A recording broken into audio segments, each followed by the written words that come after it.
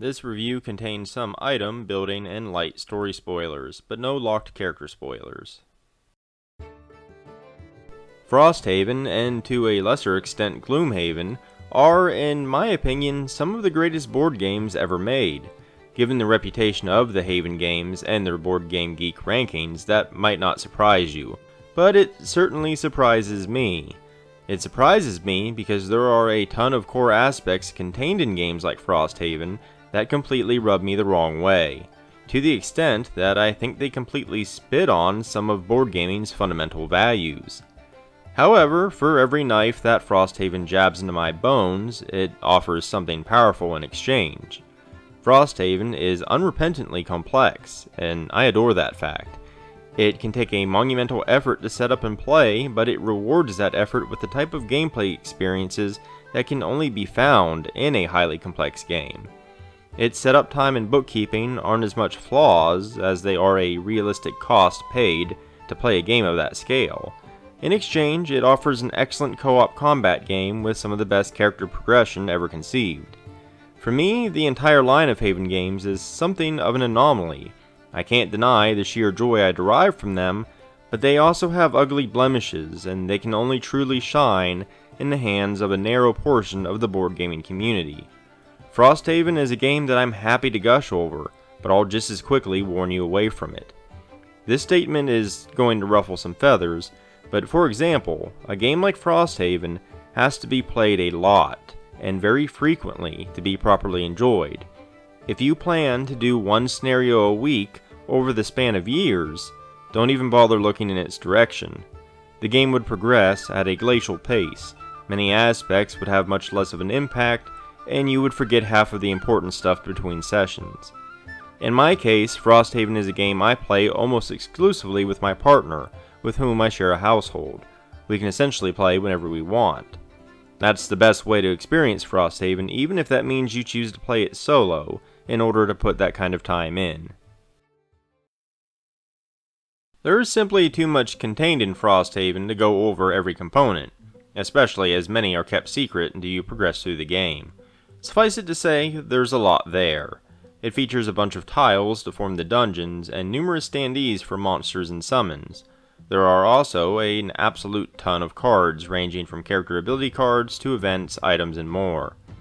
Each of the 17 characters in the game has at least one mini. They all look great alongside their matching character boards. There is a consistent quality all the way across the entirety of Frosthaven, from the great artwork to the miniatures and sturdy cards. There are some components that also have that quality, but I'm less enthused about. The absolute gigaton of stickers, for example, which I'll speak more on in a bit. The giant mission charts are also big and clunky. They should have been distilled down into a more manageable paper flowchart. Frosthaven comes with a scenario book and a section book. The section book contains linked text that missions and events will refer you to read at different points. The concept itself is fine, but the sections don't have an order to them. For example, 4 sections for one mission might be between 4 pages in completely different parts of the book. It was common to have one section open, and then something unrelated happened that caused me to turn to a different page, and then I'd have to backtrack. Also, if you ever forget to mark something important, you get to have all sorts of fun attempting to re-walk the trail of events and section links to find the thing you forgot. The rulebook is fine, but a bit too scattered for my liking. Multiple related effects are spread through completely different sections of the book. Despite its complexity, Frosthaven's rules at a basic level aren't difficult to grasp, but there are 1,000 little exceptions and things to remember, and it's rarely easy to actually find the answers to those exceptions, not to mention a few rules are simply obtuse, especially if you're new. Frosthaven has some serious sticker shock, and I really wish I was only referring to the $250 price tag. No, I mean actual stickers. You have stickers for ability enhancements, buildings, campaign milestones, and more. In fact, every time I thought I'd seen enough stickers, I unlocked even more stickers. Seriously, there are even rule stickers you add to the rulebook. Frosthaven is a legacy game, meaning you are really only meant to play one campaign, unless you buy another copy. A concept I'm fundamentally opposed to. Board games as a medium aren't really wasteful. If you take care of a game, you can play it a decade later. Legacy games like Frosthaven spit on that idea, and either expect you to use it as a $250 paperweight afterwards, or toss it into the bin. It's incredibly wasteful. For Frosthaven in particular, it's even more silly. First of all, there isn't a single legacy aspect that needs to include elements that you can't undo, such as stickers. Most of the time, they're used to track what buildings you build or missions you have access to. All of that could be accomplished with a nice tracker-style sheet of paper. Enhancements are a bit more complicated, but hey, the game even has rules for temporary ones. You just need to buy the reusable sticker pack, sold separately. I'm not exactly keen on that idea after dropping $250 on Frosthaven in the first place. Secondly, Frosthaven simply does not lend itself well to the legacy idea. The game is begging for multiple playthroughs. The missions always have an element of unpredictability due to the monster behavior cards, and you play them exceptionally differently depending on what characters you and your team are using. Each of the 17 characters in Frosthaven have more depth contained in them than the entire box contents of most other games. With the retirement system, most of your early characters will retire around levels 3 to 5. There's only a handful that you will ever see high level play with. Combine that with the fact that some choices will lock you out of some scenarios during a campaign, and you're telling me that I'm only expected to experience 20 to 30% of Frosthaven's content simply for the sake of the legacy concept. Yeah, no, screw that. No matter how many hundreds of hours you think you can get out of Frosthaven, there are hundreds more waiting for you, if you ignore that foolishness. It does mean a lot more pain in the butt bookkeeping in order to avoid using the stickers, which is why I consider this to be such a massive flaw. Now I know someone will read this and go, actually, most board games are only ever played between 2 and 4 times, so Frosthaven doesn't have to be replayable. Look, I have no idea if that's true.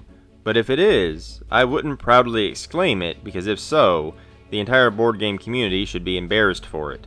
If that's the case, a whole lot of people in this hobby should be buying fewer games, and fighting to find ways to play the ones they already have instead, or find another hobby altogether, because games are meant to be played. There are plenty of games where your choice of character completely changes your playstyle, but nearly all of them pale in comparison to Frosthaven and its brethren. Each of the 17 playable characters in Frosthaven plays so differently and offers so much depth that I could dedicate videos to each one individually and still only scratch the surface. They all follow the same combat system, but do so in very different ways. Frosthaven's combat is too deep for me to go into minute detail about, since this is a review and not a how-to-play guide, but it's exceptionally strategic. Deciding how fast or slow you want to go is an important part of the game because initiatives, both players and monsters, are decided simultaneously. You might go first this round, but second or third next round. Once the cards are on the table, you then forge the rest of your plan. You will have picked 2 cards to play prior to initiatives being reviewed. You have to use those 2 cards, but you decide how to use them after everything has been revealed. This includes what each monster is doing. The result is a multi-layered combat system that somehow manages to peel back, revealing even more layers as you play. It's exceptionally skill-based, with just enough randomness to keep it fresh. When attacks are made, modifiers are pulled from modifier decks that alter the attack. Another element of your character progression is actually adding to or removing cards from that deck. The characters themselves drastically change how you interact with those core combat mechanisms. Most characters need to be unlocked while you play and are meant to be kept secret until then, so I won't spoil those, but I can talk about the 6 starting characters. Frosthaven's 6 starting characters do a great job of demonstrating the sheer difference that 2 characters can have from one another. None of the 6 are what I would call simple to play. Each one requires a degree of practice to truly grasp. For example, the Drifter is likely the most straightforward. Drifter is a jack of all trades that can really choose the type of combat he wants to engage in. However, he has to constantly juggle a variety of persistent bonuses, using abilities to slide back tokens so that he can keep the ability active.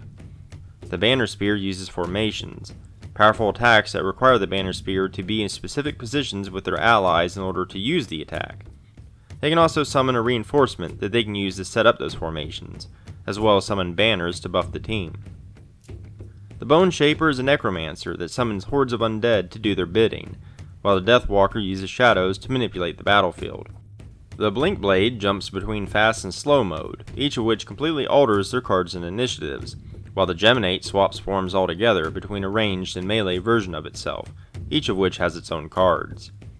For even more variety, you can use characters from other Haven games, such as Gloomhaven, but I would advise doing so with some house rules in place, as some of the characters from Gloomhaven are exceptionally overpowered. Beyond the characters themselves, you can also buy, craft, and earn powerful items that can be used during battle. The game features a degree of secret information, giving you secret battle goals and limiting how precise you can be with your communication. Combine that with the complexity of each character and the combat depth as a whole, and alpha or backseat gaming is pretty much non-existent. That's great. As you level up your character, you get new cards to add to your arsenal, as well as the ability to modify your modifier deck. Each character has their own specific modifier cards they can change up, making them that much more unique. It's difficult to truly showcase just how strong Frosthaven's combat is, at least in a reasonable time frame. There are a lot of moving parts, and while some of them can be clunky, the end result is one of the best combat systems available in a board game. Characters aren't the only thing you'll be progressing in Frosthaven. The outpost of Frosthaven starts pretty barren at first. In fact, you can't even buy items when you first arrive. During a battle, however, you loot more than just gold. You acquire materials for building and crafting, such as wood, metal, and hide, as well as herbs for alchemy. Like Gloomhaven, you have outposts and road events where you have to make choices that have a variety of outcomes, but that's just scratching the surface. While some items can eventually be bought, others can be crafted using the materials you loot. Additionally, each building usually has some type of function. Frosthaven occasionally comes under attack, and buildings can be damaged or wrecked in the process, requiring you to spend materials to fix them. Character retirements are closely linked with unlocking new buildings. Each character gets a random retirement goal. When it's complete, that character retires and you create a new character. You do get a bonus for retiring characters though, and as Frosthaven's prosperity increases, you get to start new characters at a higher level. Buildings you can unlock have a variety of benefits once built, from simply allowing you to buy items and enhancements to increasing Frosthaven's defense rating to planting a garden. Some even unlock new characters. Building up Frosthaven is a slow but satisfying process, where you definitely feel the effects over time as the outpost grows and expands. Managing the outpost adds another layer to the game even during battle. You have to make gathering materials a priority, and it can even impact your choice of mission chains. Scenario paths are open-ended. You're free to take on any scenario you've unlocked in any order. There are a few exceptions, but it's rare. You can even replay previous scenarios if you missed a treasure, or are just looking to earn some XP, gold, and loot. Frosthaven does two things very well. It has an excellent combat system and great progression. That said, it's much weaker when it veers into less charted territory. For example, the outpost attacks serve an important role in the game by providing a threat that drains your resources, but outpost attacks don't actually involve combat. It's just a simple threat number contested against Frosthaven's defense rating, and a modifier card pulled from an entirely separate town guard deck. It's more or less a dice roll. It's boring at best and frustrating at worst. Given how strong Frosthaven's combat is, I was pretty appalled that there wasn't a system in place to actually fight in the outpost attacks. Then there's a puzzle book, a book of obtuse puzzles to solve in order to progress parts of the game. It's so far removed from the rest of the gameplay that it stands out like a sore thumb. It's not just a side project either. Solving the puzzles in the book unlocks new scenarios and more. I have no desire to rack my brain solving number and alphabet ciphers when I sit down to play Frosthaven. But unless I want important aspects locked off, I'm forced to either do it anyway, or simply look up the answers. The latter is what I would guess most players end up doing. There are moments when you can see Frosthaven cast too wide a net. The outpost management is a great addition, but the weird outpost attack minigame and puzzle book simply distract from its strong points, rather than add anything meaningful to the experience. I've been pretty negative toward Frosthaven when I supposedly hold it in high regard. However, you have to understand that Frosthaven's weak points stick out so much because of how great the rest of the game is. It would be like planting googly eyes on the statue of David. It doesn't take away from the craftsmanship or beauty of the statue, but it's impossible not to notice the googly eyes. I constantly look forward to unlocking and acquiring new buildings, items, and classes, I'm always excited to play a scenario, and whenever I'm not playing Frosthaven, I want to be playing Frosthaven. At times, I've put off playing something I really ought to be playing for a review because I wanted to play Frosthaven instead. It's a problem. Frosthaven just manages to nail two satisfying concepts exceptionally well: combat and the progression that springboards from that combat. I've played games with neat progression and lackluster combat, and I've played games with fantastic combat and no progression. The healthy marriage of the two is what keeps Frosthaven from ever growing stale, especially because of the immense variety the game offers between its characters. It's a shame that such a brilliant game is knee-deep in legacy garbage and enough stickers to fill a kindergarten playroom. It creates a lot of extra bookkeeping for me when the game already has a bunch of it, but I power through that frustration because, in the multiverse of possible realities, I simply can't see one where I'd want to put Frosthaven away forever. It's just too good of a game with too much replay value to ever even entertain the idea. As long as you can dedicate the time to explore it, Frosthaven really is something special. I'm giving it my Golden Shield Award. If you enjoyed this video or found it informative, consider liking and subscribing. It really helps me out a great deal. I've also left links down in the description below, including to my website where you can find the bulk of my written content, but also to my Twitter, Patreon, and more. But in any case, thanks for watching, and until next time.